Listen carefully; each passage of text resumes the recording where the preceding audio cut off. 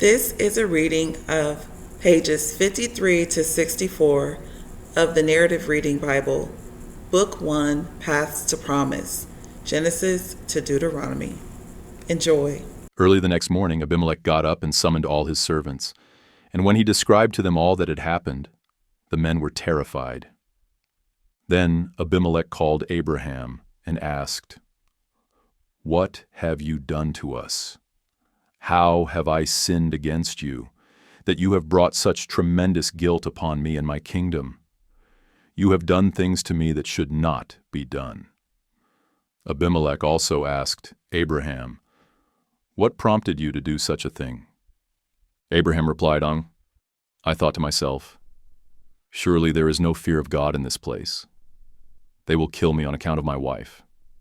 Besides, she really is my sister, the daughter of my father, though not the daughter of my mother, and she became my wife. So when God had me journey from my father's house, I said to Sarah, 'This is how you can show your loyalty to me. Wherever we go, say of me, he is my brother.' So Abimelech brought sheep and cattle, men servants and maidservants, and he gave them to Abraham and restored his wife Sarah to him. And Abimelech said, 'Look, my land is before you. Settle wherever you please.' And he said to Sarah, 'See, I am giving your brother 1,000 pieces of silver. It is your vindication before all who are with you. You are completely cleared.' Then Abraham prayed to God, and God healed Abimelech and his wife and his maidservants, so that they could again bear children. For on account of Abraham's wife Sarah, the Lord had completely closed all the wombs in Abimelech's household. Now the Lord attended to Sarah as he had said, and the Lord did for Sarah what he had promised. So Sarah conceived and bore a son to Abraham in his old age, at the very time God had promised. And Abraham gave the name Isaac to the son Sarah bore to him. When his son Isaac was 8 days old, Abraham circumcised him, as God had commanded him. Abraham was 100 years old when his son Isaac was born to him. Then Sarah said, 'God has made me laugh, and everyone who hears of this will laugh with me.' She added, 'Who would have told Abraham that Sarah would nurse children? Yet I have borne him a son in his old age.' So the child grew and was weaned, and Abraham held a great feast on the day Isaac was weaned. But Sarah saw that the son whom Hagar the Egyptian had born to Abraham was mocking her son. And she said to Abraham, 'Expel the slave woman and her son, for the slave woman's son will never share in the inheritance with my son Isaac.' Now this matter distressed Abraham greatly, because it concerned his son Ishmael. But God said to Abraham, 'Do not be distressed about the boy and your maidservant. Listen to everything that Sarah tells you, for through Isaac your offspring will be reckoned. But I will also make a nation of the slave woman's son, because he is your offspring.' Early in the morning, Abraham got up, took bread and a skin of water, put them on Hagar's shoulders, and sent her away with the boy. She left and wandered in the wilderness of Beersheba. When the water in the skin was gone, she left the boy under one of the bushes. Then she went off and sat down nearby, about a bowshot away, for she said, 'I cannot bear to watch the boy die.' And as she sat nearby, she lifted up her voice and wept. Then God heard the voice of the boy, and the angel of God called to Hagar from heaven, 'What is wrong, Hagar? Do not be afraid, for God has heard the voice of the boy where he lies. Get up, lift up the boy, and take him by the hand, for I will make him into a great nation.' Then God opened her eyes, and she saw a well of water. So she went and filled the skin with water and gave the boy a drink. And God was with the boy, and he grew up and settled in the wilderness and became a great archer. And while he was dwelling in the wilderness of Paran, his mother got a wife for him from the land of Egypt. At that time Abimelech and Phicol, the commander of his army, said to Abraham, 'God is with you in all that you do.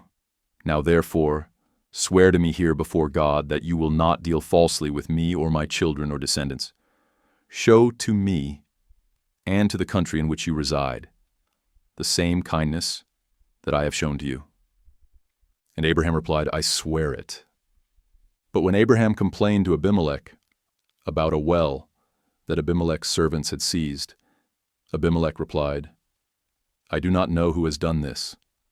You did not tell me, so I have not heard about it until today." So Abraham brought sheep and cattle and gave them to Abimelech, and the two men made a covenant. Abraham separated 7 ewe lambs from the flock, and Abimelech asked him, "Why have you set apart these 7 ewe lambs?" He replied, "You are to accept the 7 ewe lambs from my hand as my witness that I dug this well." So that place was called Beersheba, because it was there that the two of them swore an oath. After they had made the covenant at Beersheba, Abimelech and Phicol, the commander of his army, got up and returned to the land of the Philistines. And Abraham planted a tamarisk tree in Beersheba, and there he called upon the name of the Lord, the eternal God. And Abraham resided in the land of the Philistines for a long time. Sometime later God tested Abraham and said to him, "Abraham?" "Here I am," he answered. "Take your son," God said, "your only son Isaac, whom you love, and go to the land of Moriah. Offer him there as a burnt offering on one of the mountains, which I will show you." So Abraham got up early the next morning, saddled his donkey, and took along 2 of his servants and his son Isaac. He split the wood for a burnt offering and set out for the place God had designated. On the 3rd day, Abraham looked up and saw the place in the distance. "Stay here with the donkey," Abraham told his servants. "The boy and I will go over there to worship, and then we will return to you." Abraham took the wood for the burnt offering and placed it on his son Isaac. He himself carried the fire and the sacrificial knife, and the 2 of them walked on together. Then Isaac said to his father, Abraham, "My father!" "Here I am, my son," he replied. "The fire and the wood are here," said Isaac. "But where is the lamb for the burnt offering?" Abraham answered, "God himself will provide the lamb for the burnt offering, my son." And the 2 walked on together. When they arrived at the place God had designated, Abraham built the altar there and arranged the wood. He bound his son Isaac and placed him on the altar, atop the wood. Then Abraham reached out his hand and took the knife to slaughter his son.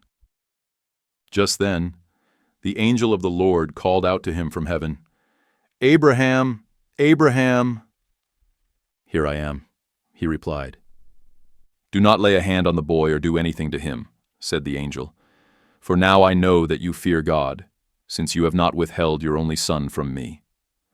Then Abraham looked up and saw behind him a ram in a thicket, caught by its horns. So he went and took the ram and offered it as a burnt offering in place of his son. And Abraham called that place, "The Lord will provide." So to this day it is said, "On the mountain of the Lord it will be provided." And the angel of the Lord called to Abraham from heaven a second time, saying, "By myself I have sworn, declares the Lord, that because you have done this, and have not withheld your only son, I will surely bless you, and I will multiply your descendants like the stars in the sky and the sand on the seashore. Your descendants will possess the gates of their enemies, and through your offspring all nations of the earth will be blessed, because you have obeyed my voice." Abraham went back to his servants, and they got up and set out together for Beersheba. And Abraham settled in Beersheba. Sometime later Abraham was told, "Milcah has also borne sons to your brother Nahor, Uz the firstborn, his brother Buz, Kemuel, the father of Aram, Chesed, Hazo, Pildash, Jidlaph, and Bethuel. And Bethuel became the father of Rebekah. Milcah bore these 8 sons to Abraham's brother Nahor. Moreover, Nahor's concubine, whose name was Rumah, bore Tebah, Gaham, Tahash, and Maacah. Now Sarah lived to be 127 years old. She died in Kiriath Arba, that is Hebron, in the land of Canaan, and Abraham went out to mourn and to weep for her.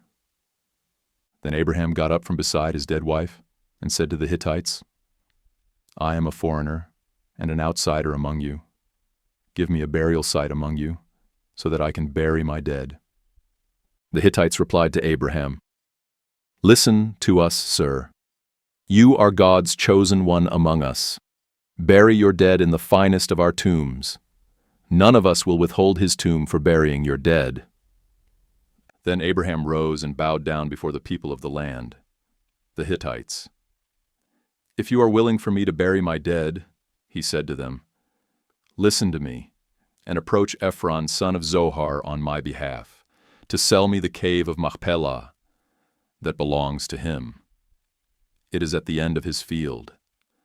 Let him sell it to me in your presence for full price, so that I may have a burial site. Now Ephron was sitting among the sons of Heth. So in the presence of all the Hittites who had come to the gate of his city, Ephron the Hittite answered Abraham, No, my lord, listen to me. I give you the field, and I give you the cave that is in it. I give it to you in the presence of my people. Bury your dead. Again Abraham bowed down before the people of the land and said to Ephron in their presence, If you will please listen to me, I will pay you the price of the field. Accept it from me, so that I may bury my dead there. Ephron answered Abraham, Listen to me, my lord. The land is worth 400 shekels of silver. But what is that between you and me? Bury your dead. Abraham agreed to Ephron's terms and weighed out for him the price he had named in the hearing of the Hittites, 400 shekels of silver, according to the standard of the merchants. So Ephron's field at Machpelah near Mamre, the cave that was in it, and all the trees within the boundaries of the field, were deeded over to Abraham's possession in the presence of all the Hittites who had come to the gate of his city. After this, Abraham buried his wife Sarah in the cave of the field at Machpelah, near Mamre, that is Hebron, in the land of Canaan. So the field and its cave were deeded by the Hittites to Abraham as a burial site. By now Abraham was old and well along in years, and the Lord had blessed him in every way. So Abraham instructed the chief servant of his household, who managed all he owned, Place your hand under my thigh, and I will have you swear by the Lord, the God of heaven and the God of earth, that you will not take a wife for my son from the daughters of the Canaanites, among whom I am dwelling, but will go to my country and my kindred to take a wife for my son Isaac. The servant asked him, What if the woman is unwilling to follow me to this land? Shall I then take your son back to the land from which you came? Abraham replied, Make sure that you do not take my son back there. The Lord, the God of heaven, who brought me from my father's house and my native land, who spoke to me and promised me on oath, saying, To your offspring I will give this land. He will send his angel before you, so that you can take a wife for my son from there. And if the woman is unwilling to follow you, then you are released from this oath of mine. Only do not take my son back there. So the servant placed his hand under the thigh of his master Abraham and swore an oath to him concerning this matter. Then the servant took 10 of his master's camels and departed with all manner of good things from his master in hand. And he set out for Nahor's hometown, in Aram Naharaim. As evening approached, he made the camels kneel down, near the well outside the town, at the time when the women went out to draw water. O Lord, God of my master Abraham, he prayed, please grant me success today, and show kindness to my master Abraham. Here I am, standing beside the spring, and the daughters of the townspeople are coming out to draw water. Now may it happen that the girl to whom I say, Please let down your jar that I may drink, and who responds, Drink, and I will water your camels as well. Let her be the one you have appointed for your servant Isaac. By this I will know that you have shown kindness to my master." Before the servant had finished praying, Rebekah came out with her jar on her shoulder. She was the daughter of Bethuel's son of Milcah, the wife of Abraham's brother Nahor. Now the girl was very beautiful, a virgin who had not had relations with any man. She went down to the spring, filled her jar, and came up again. So the servant ran to meet her and said, "Please, let me have a little water from your jar." "Drink, my lord," she replied, and she quickly lowered her jar to her hands and gave him a drink. After she'd given him a drink, she said, "I will also draw water for your camels until they have had enough to drink." And she quickly emptied her jar into the trough and ran back to the well to draw water, until she had drawn water for all his camels. Meanwhile, the man watched her silently to see whether or not the Lord had made his journey a success. And after the camels had finished drinking, he took out a gold ring weighing a beka and 2 gold bracelets for her wrists weighing 10 shekels. "Whose daughter are you?" he asked. "Please tell me, is there room in your father's house for us to spend the night?" She replied, "I am the daughter of Bethuel, the son that Milcah bore to Nahor." Then she added, "We have plenty of straw and feed, as well as a place for you to spend the night." Then the man bowed down and worshipped the Lord, saying, "Blessed be the Lord, the God of my master Abraham, who has not withheld his kindness and faithfulness from my master. As for me, the Lord has led me on the journey to the house of my master's relatives." The girl ran and told her mother's household about these things. Now Rebekah had a brother named Laban, and he rushed out to the man at the spring. As soon as he saw the ring and the bracelets on his sister's wrists, and heard Rebekah's words, "The man said this to me," he went and found the man standing by the camels near the spring. "Come, you who are blessed by the Lord," said Laban. "Why are you standing out here? I have prepared the house and a place for the camels." So the man came to the house, and the camels were unloaded. Straw and feed were brought to the camels, and water to wash his feet and the feet of his companions. Then a meal was set before the man, but he said, "I will not eat until I have told you what I came to say." So Laban said, "Please speak." "I am Abraham's servant," he replied. "The Lord has greatly blessed my master, and he has become rich. He has given him sheep and cattle, silver and gold, men servants and maidservants, camels and donkeys. My master's wife Sarah has borne him a son in her old age, and my master has given him everything he owns. My master made me swear an oath and said, 'You shall not take a wife for my son from the daughters of the Canaanites in whose land I dwell, but you shall go to my father's house and to my kindred to take a wife for my son.' Then I asked my master, 'What if the woman will not come back with me?' And he told me, 'The Lord, before whom I have walked, will send his angel with you and make your journey a success, so that you may take a wife for my son, from my kindred, and from my father's house. And when you go to my kindred, if they refuse to give her to you, then you will be released from my oath.'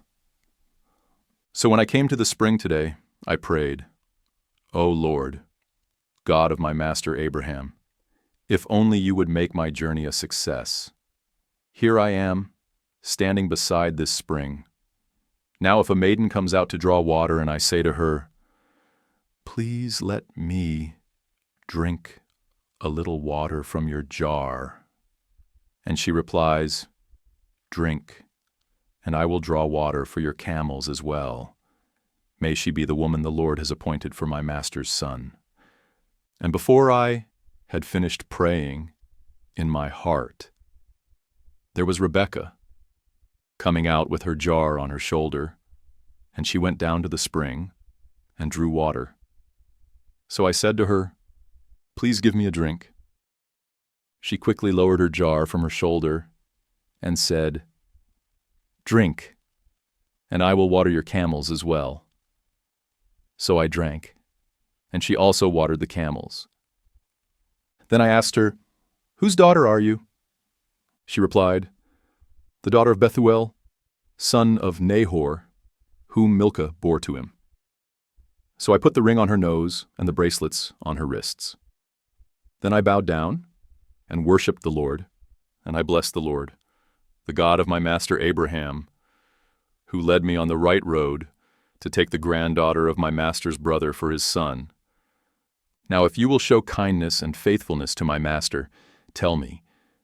But if not, let me know, so that I may go elsewhere." Laban and Bethuel answered, "This is from the Lord. We have no choice in the matter. Rebekah is here before you. Take her and go, and let her become the wife of your master's son, just as the Lord has decreed." When Abraham's servant heard their words, he bowed down to the ground before the Lord. Then he brought out jewels of silver and gold, and articles of clothing, and he gave them to Rebekah. He also gave precious gifts to her brother and her mother. Then he and the men with him ate and drank and spent the night there. When they got up the next morning, he said, "Send me on my way to my master." But her brother and mother said, "Let the girl remain with us 10 days or so. After that, she may go." But he replied, "Do not delay me, since the Lord has made my journey a success. Send me on my way so that I may go to my master." So they said, "We will call the girl and ask her opinion." They called Rebekah and asked her, "Will you go with this man?" "I will go," she replied. So they sent their sister Rebekah on her way, along with her nurse and Abraham's servant and his men. And they blessed Rebekah and said to her, "Our sister, may you become the mother of thousands upon thousands.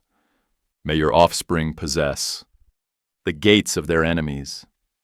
Then Rebekah and her servant girls got ready, mounted the camels, and followed the man. So the servant took Rebekah and left. Now Isaac had just returned from Beer Lahai Roi, for he was living in the Negev. Early in the evening, Isaac went out to the field to meditate, and looking up, he saw the camels approaching. And when Rebekah looked up and saw Isaac, she got down from her camel and asked the servant, "Who is that man in the field coming to meet us?" "It is my master," the servant answered. So she took her veil and covered herself. Then the servant told Isaac all that he had done. And Isaac brought her into the tent of his mother, Sarah, and took Rebekah as his wife. And Isaac loved her, and was comforted after his mother's death.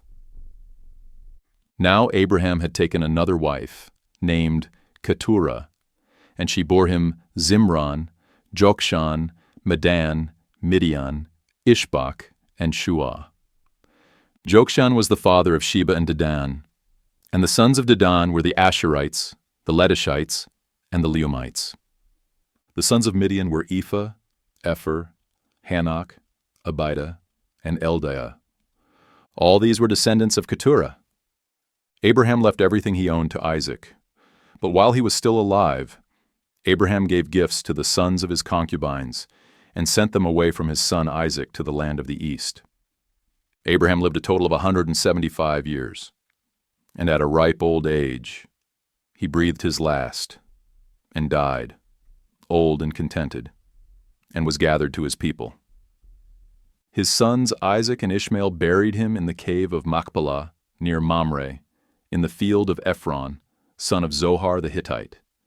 This was the field that Abraham had bought from the Hittites.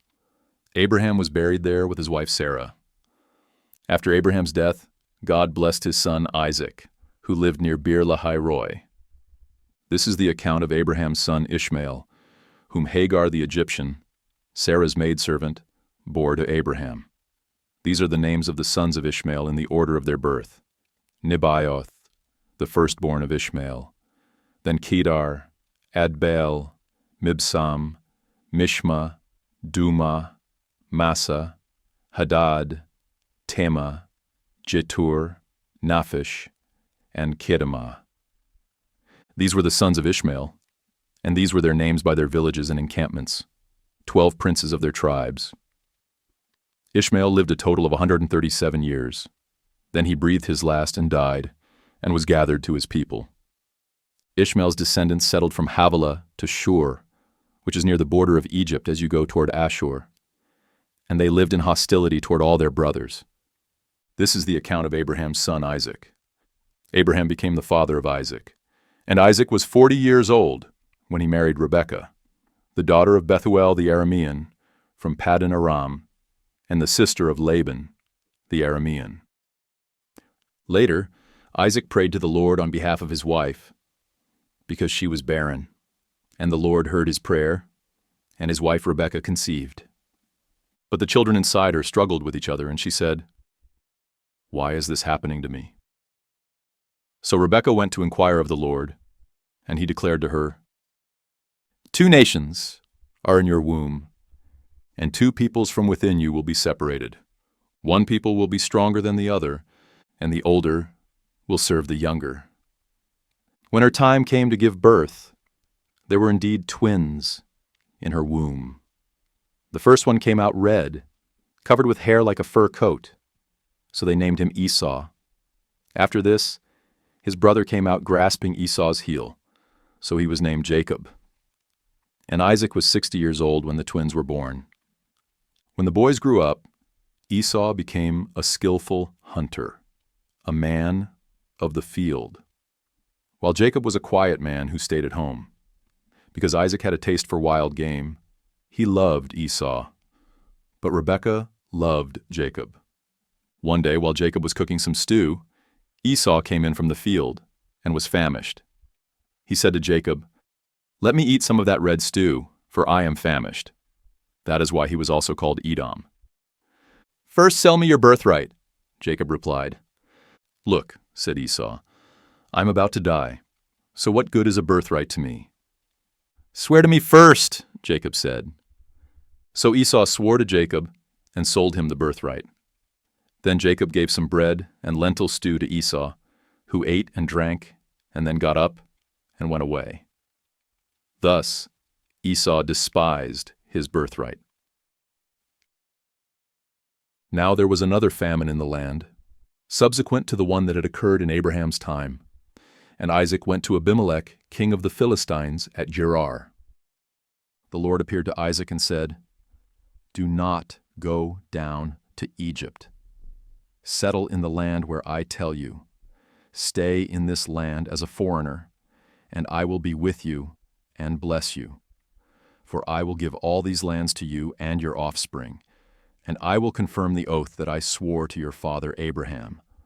I will make your descendants as numerous as the stars in the sky, and I will give them all these lands, and through your offspring all nations of the earth will be blessed, because Abraham listened to my voice and kept my charge, my commandments, my statutes, and my laws." So Isaac settled in Gerar. But when the men of that place asked about his wife, he said, "She is my sister." For he was afraid to say, "She is my wife," since he thought to himself, "The men of this place will kill me on account of Rebekah, because she is so beautiful." When Isaac had been there a long time, Abimelech, king of the Philistines, looked down from the window and was surprised to see Isaac caressing his wife Rebekah. Abimelech sent for Isaac and said, "So she is really your wife? How could you say, 'She is my sister'?" Isaac replied, "Because I thought I might die on account of her." "What is this you have done to us?" asked Abimelech. "One of the people could easily have slept with your wife, and you would have brought guilt upon us." So Abimelech warned all the people, saying, "Whoever harms this man or his wife will surely be put to death."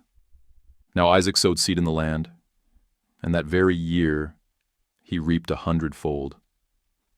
And the Lord blessed him, and he became richer and richer until he was exceedingly wealthy.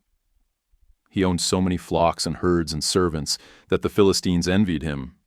So the Philistines took dirt and stopped up all the wells that his father's servants had dug in the days of his father Abraham.